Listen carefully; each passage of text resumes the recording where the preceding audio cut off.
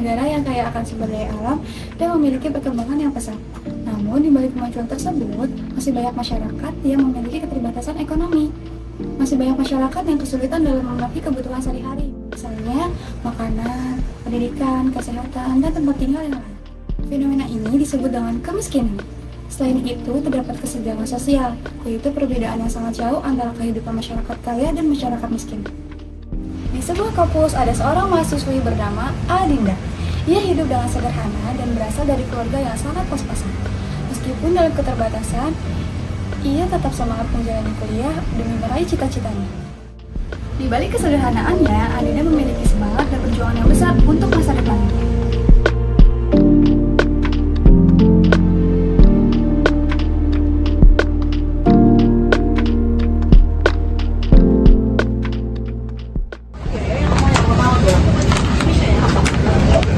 Jadi udah ada di kantin aja nih.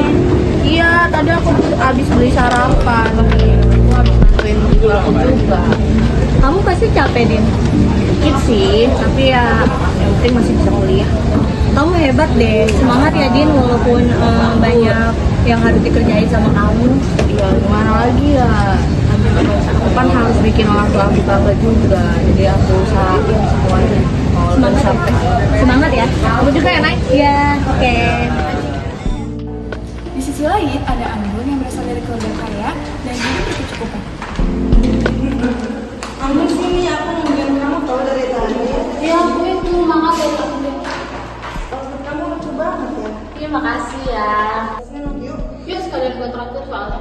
Iya, di sana ada kafe baru katanya di depan ya. Apa sih namanya tuh? Gak tahu. Kadule gak sih? Yang ada ininya tuh nuansa orang-orangnya gitu. Boleh di situ estetik kok. Iya, di sana katanya harganya ini sih. Anggun biasa hidup nyaman dan memiliki banyak fasilitas untuk memudahkan kehidupan sehari-harinya.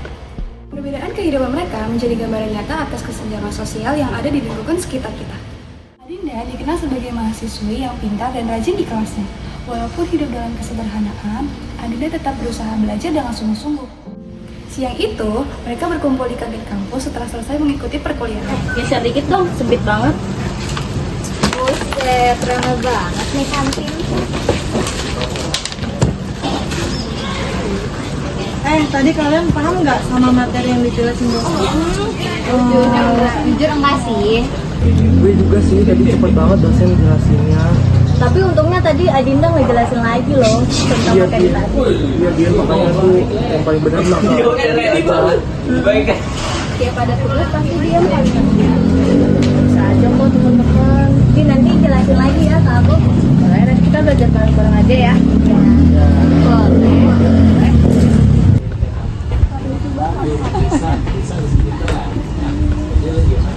Anggun, kamu kenapa? Gak apa-apa kok. Tapi kamu kelihatan beda tahu. Aku cuma heran aja tahu Adinda selalu dipuji terus. Ya karena emang dia rajin belajar aja Bun.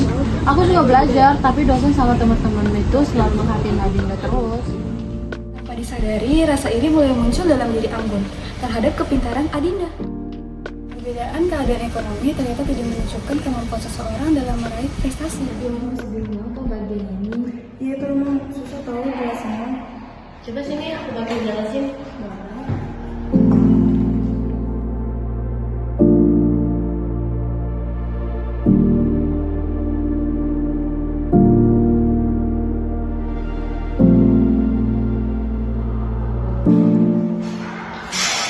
Oh, jadi gitu. Ini cara kamu jelasin nggak boleh dipahami ya. Iya, lagi-lagi dia. Anggun mulai merasa kesal karena perhatian teman-temannya lebih tertuju kepada Adinda. Din, kamu belajar tiap malam ya? Iya sih, aku biasanya belajar habis dari orang tua aku jualan. Pantes kamu pintar banget. Aja. Tapi aku heran kenapa kamu bisa dapat ranking padahal kamu fokus sama bantu orang tua kamu. Ya aku sih kan karena aku juga pengen lulus ya, juga biar bisa bikin orang tua aku bangga. Jadi aku sambil aja belajar bantu jualan ibu aku. Jawaban sederhana Adinda membuat suasana menjadi tenang sejenak. Saat itu, Anggun mulai menyadari bahwa kepintaran Adinda bukan datang begitu saja, melainkan hasil dari kerja keras dan perjuangan. Tapi sejujurnya sebelumnya aku nggak pernah ngurusin hidup orang lain tahu. Aku juga, kadang kita tuh sibuk sama Kemiskinan dan kehilangan sosial. Iya, padahal di luar sana masih banyak orang yang bekerja keras demi kuliah dan keluarganya. Din, ternyata kamu sekuat itu ya. Maksudnya gimana, Bun? Kayak kamu hidupnya sederhana, terus kuliah sambil bantuin orang tua, tapi masih bisa berprestasi gitu tuh. Oh, itu sih karena aku nggak mau nyerah aja sih, Bun, sama keadaan aku sekarang. Jadi aku Kemiskinan mengajarkan seseorang untuk bekerja keras, bersabar, dan Aku bersyukur juga dalam jadi hidup. belajar kalau semisalnya harta itu bukan segalanya. Iya benar, karena ternyata orang sederhana juga bisa mimpi besar kok teman-teman. Iya, dan kesenjangan sosial itu mengajarkan kita buat nggak ngerendahin orang lain. Maaf ya, aku sempat iri sama kamu, Din. Gak apa-apa kok, Bun. Kita kan sama-sama belajar. Iya, aku pikir kayak hidup nyaman tuh udah lebih dari cukup gitu tuh. Kayak ternyata bekerja keras itu lebih penting gitu. Dari kehidupan tersebut, mereka belajar bahwa setiap manusia memiliki perjuangan yang masing-masing dan pantas untuk dihargai. Nah kita semua itu perlu juga layak untuk bahagia teman-teman.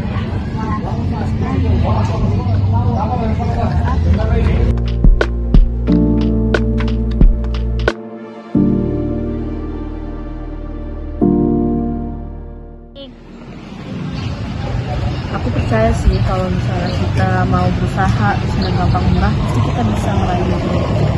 Dan aku belajar kalau misalnya bekerja keras itu lebih penting daripada kita sekedar hidup nyaman. Nah dan juga yang paling penting tuh kita harus bersama-sama. Perbedaan kehidupan mereka membuat mereka belajar apa itu artinya perjuangan, rasa syukur, dan peduli terhadap sesama. Din, nanti kalau ada masukin lagi ajarin aku ya. Boleh, nanti aku ajarin lagi ya. Nah, gitu dong. Sekarang jadi aku. Ternyata kita bisa ya belajar dari kehidupan orang lain. Iya, jadi jangan lihat seorang dari ekonomi atau tahu.